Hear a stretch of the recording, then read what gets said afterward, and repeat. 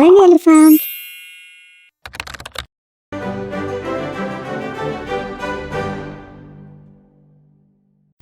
Long, long ago, there lived a Brahmin in a small village. His name was Mitra Sharma. Once he received a goat as a gift after performing a religious ceremony. The Brahmin lifted the goat on his shoulders and left for his home. On the way to home, there were three thieves happened to see the Brahmin carrying the goat. They were very hungry. Seeing the goat, the first thief exclaimed, "Oh, that is a fat goat. We should get that goat." "Yes, it would make for a very nice meal for all three of us," said the second one. "But how can we get that goat? The Brahmin is carrying the goat on his shoulders. I'm sure he won't gift it to us," said the third one. "I know how to get that goat. I have a plan," said the first rogue. "Listen to me." He whispered the plan into the ears of the other two. They would fool the Brahmin and get the goat for themselves. They ducked behind the trees by the roadside and moved past the Brahmin, all the while making sure the Brahmin did not see them. A little later, one of the rogues approached the Brahmin. "Oh, holy priest, I see that you are carrying a dog on your shoulders. I fail to understand why a pious person like you would carry a dog on his shoulders. Have you no eyes? Can't you see? It's a goat and not a dog.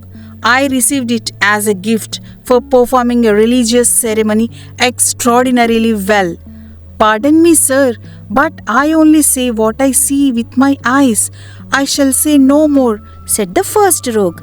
"Clearly, being highly educated is not everything," the rogue muttered before leaving, making sure that the Brahmin heard him. The Brahmin continued on his path, cursing the man for his utter foolishness. He had barely walked 100 meters when the second rogue came up to him and said, "Respected sir, where did you find a dead calf and why you are carrying it on your shoulders? Is it not a disgraceful for a Brahmin to carry a dead animal?" He shouted furiously at the second rogue. "What is happening to everyone? Are you also blind as the other foolish man I met a while ago? This is no dead calf I am carrying. It is a goat that I have received a little while ago." The rogue pretended innocence. "Forgive me, sir. I just thought I should let you know what I see. It does not matter to me whether you carry a dead calf or a live goat. Do as you please." He bowed to the Brahmin and walked away. The Brahmin was a little puzzled now. He glanced at the animal to ensure that it was indeed a goat and continued with his journey. Shortly, as planned, the third rogue appeared. Upon seeing the Brahmin, he frowned and said, "Pardon me, sir. Are you a real Brahmin?"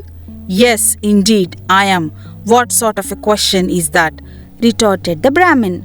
"Then, may I ask you how a holy man such as yourself dares to carry a pig on his shoulders?